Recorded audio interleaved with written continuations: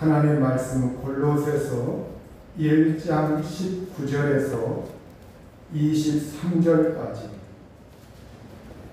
제가 봉독을 하겠습니다. 아버지께서는 모든 충만으로 예수 안에 거하게 하시고 그의 십자가의 피로 화평을 이루사 만물 곧 땅에 있는 것들이나 하늘에 있는 것들이 그로 말미암아 자기와 화목하게 되기를 기뻐하심이라. 전에 악한 행실로 멀리 떠나 마음으로 원수가 되었던 너희를 이제는 그의 육체의 죽음으로 말미암아 화목하게 하사 너희를 거룩하고 흠없고 책망할 것이 없는 자로 그 앞에 세우고자 하셨으니 만일 너희가 믿음에 거하고 터 위에 굳게 서서 너희 들은 바 복음의 소망에서 흔들리지 아니하면 그리하리라. 이 복음은 천하 만민에게 전파된 바요 나 바울은 이 복음의 일꾼이 되었노라. 기도하시겠습니다. 자비하신 아버지 하나님, 우리 하나님 앞에 나와 저희의 몸과 마음을 드리며 하나님의 말씀을 듣기를 원하오니 이 시간도 하나님께서 이 자리에 임재하셔서 저희들에게 말씀을 깨닫게 하시고 주의 성령으로 하나님의 말씀을 받아들이게 하여 주옵소서.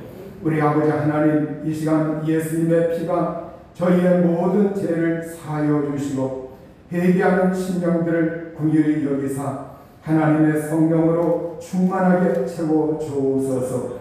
주의 성령을 쫓아 살 때 승리할 수 있도록 이김을 허락하여 주옵소서. 주님이 손을 내밀어 병든 자에게 치료함을 주시고 가난한 자에게 부유함을 주시고 또 근심하는 자에게 하나님께서 기쁨과 소망을 허락하여 주옵소서. 말씀에 은혜 주시길 원하오며 예수님의 이름으로 기도하옵나이다. 아멘. 성경은 우리가 이전에 하나님과 원수 되었던 자들이다 이렇게 말씀을 하고 있습니다. 우리는 이전에 하나님을 떠나 있던 그러한 사람들입니다. 골로새서 1장 21절은 전에 너희는 악한 행실로 하나님을 멀리 떠나 있었고 마음으로 하나님과 원수가 되어 있었다 이렇게 우리에게 말씀을 하고 있습니다. 우리 마음속에 하나님이 없으니까 하나님에 대하여 원수처럼 여기면서 살고 있었다고 말하고 있습니다. 우리가 이 세상에서 악한 행실로 우상을 섬기고 하나님을 멀리하고 또 이 세상에서 자기 자신이 주인이 되어서 살면서 이 세상에서 하나님을 멀리 떠나 있었던 그러한 사람들이라고 말하고 있습니다. 우리가 그때에는 언제나 하나님과 원수가 되어서 하나님을 원수처럼 여기면서 살고 있었습니다. 우리 인간 편에서는 하나님을 향하여 원수처럼 여겼지만 그러나 하나님 편에서 우리 사람들을 볼 땐 우리 하나님은 사람들을 볼 때 원수처럼 여기지 아니하십니다. 그 하나님은 원수된 사람들, 그 사람들을 그냥 방치하거나 내버려두는 하나님이 결코 아니라고 하는 겁니다. 우리가 허물과 죄로 죽었던 사람들이요, 그리고 하나님을 멀리 떠나 있었고 우리의 생각 속에서 간디하고 하나님을 거역하고 하나님을 등지면서 살아가던 그러한 성경에 보면 집 나간 둘째 아들, 집 나간 작은 아들의 이야기가 기록이 되어 있습니다. 이 아들이 어느 날 자기 재산을 다 챙겨서 아버지의 곁을 떠났습니다. 지금까지 아버지의 보호하심 속에 살다가 이제는 내가 독립을 해야 되겠다. 내가 자유다. 이러한 내가 자유를 만끽하면서 독립해서 나 스스로 살아야 되겠다. 이렇게 생각을 하고 재산을 챙겨서 먼 나라로 먼 지방으로 가서 살았습니다. 그곳에서 친구들도 사귀었고 그곳에서 자기의 삶을 영위하면서 살았는데 그 결과는 결국 그곳에서 그는 방탕하게 살면서 자기 재산을 다 낭비하였습니다. 처음에는 자유다, 독립이다, 좋은 것 같았는데 아버지로부터 이탈하고 나니까 모든 것을 탕진했어요. 그 나라의 흉년이 들자 궁핍하게 되었고 돈도 떨어졌고 모든 재산을 다 소비하고 나니까 이제는 먹고 사는 거 이게 걱정이 되었습니다. 아버지 집에 있을 때 먹고 사는 거 걱정한 적이 한 번도 없었어요.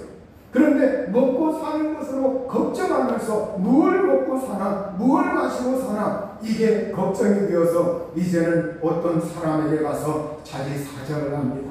내가 이렇게 돈이 떨어졌고 살아야 되는데 당신네 집에서 좀 이렇게 일을 하면서 살게 해 주십시오.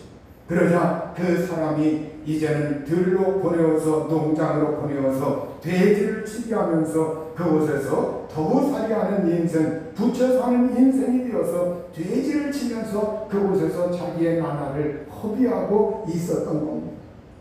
아버지와 등을 돌린 그 결과 바로 그는 이제는 소외되었고 멀리 떠나 있고 기쁨과 평안과 은혜를 상실하고 말았던 거예요. 여러분, 오늘 우리가 하나님과 우리 사이에 간격이 있을 때, 하나님과 우리 사이에 담이 놓여 있을 때, 원수가 되어 있을 때 화해하려고 하면 우리의 힘으로는 되지 않습니다. 우리의 능력으로 화해의 능력이 없어요. 그 사이를 연결시켜주고 그 사이를 메꾸어 줄 수 있는 중재자가 필요해요. 이걸 성경에서는 중보자라고 말하고 있습니다. 하나님과 우리 사람 사이를 연결해주고 서로 이쪽과 저쪽의 말을 서로 전달해주고 그러면서 이걸 상호 조정하고 중재해주는 그러한 중재자, 이 중보자가 있는데 그분이 누구냐? 예수 그리스도라고 성경은 말씀하고 있어요. 디모데전서 2장 5절에 하나님은 한 분이시요 또 하나님과 사람 사이에 중보자도 중재자도 한 분이시니 곧 사람이신 그리스도 예수라 이렇게 말씀을 하고 있습니다. 예수님은 하나님과 우리 사이에 원수되었던 이 담을 허물어뜨리시고 그 사이에 연결을 하기 위해서 예수님이 오셔서 하나님과 우리 사이를 화해시키는 그러한 일을 하신 겁니다. 성경은 전에 악한 행실로 멀리 떠나 마음으로 원수가 되었던 너희를 이제는 그의 육체의 죽음으로 말미암아 화목하게 하사 이렇게 예수 그리스도께서 오셔서 그분의 육체의 죽음을 통해서 이제는 하나님과 우리 사이를 화해시키고 화목시키셨다고 이렇게 말하고 있습니다.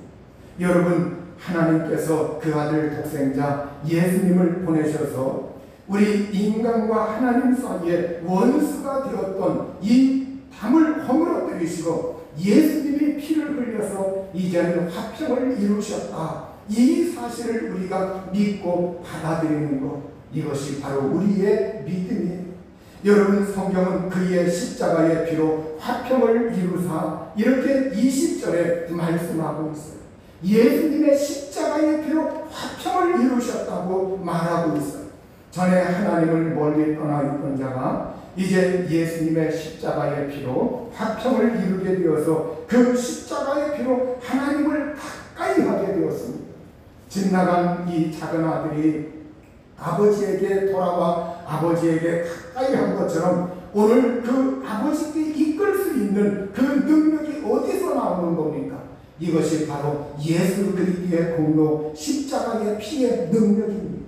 예수님의 십자가에 우리가 사로잡히면 예수님의 십자가의 피공로를 받아들이면 오늘 저와 여러분은 하나님 앞에 제사함받고 의인이 되고 하나님의 의로운 자녀로서 인정받기 때문에 내 죄가 사함받았다. 어떠한 죄를 할지라도 사함받았다. 이 믿음의 확신을 갖기 때문에 우리는 그분에게 가까이 나아가는 그러한 믿음의 사람이 되는 줄로 압니다. 하나님은 예수님의 십자가의 피는 바로 그 십자가의 피를 우리에게 적용할 때 너는 되고 너는 안 된다 이렇게 차별한 적이 없어요.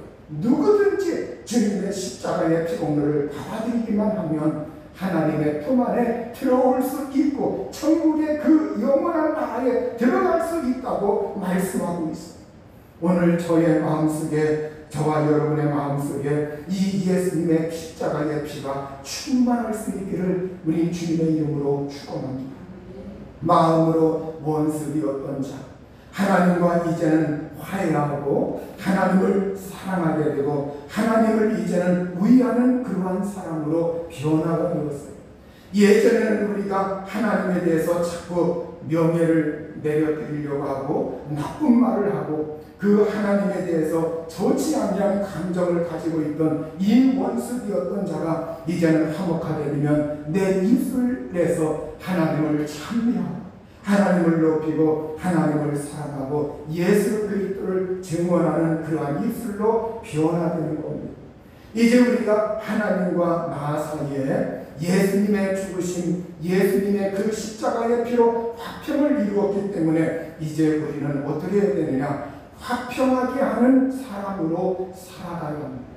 예수님은 우리에게 팔복을 말씀하실 때 예수님께서 이렇게 말씀을 하십니다. 화평케 하는 자는 복이 있나니 그들이 하나님의 아들이라 일컬음을 받을 것이고 화평하게 하는 자들은 복이 있다.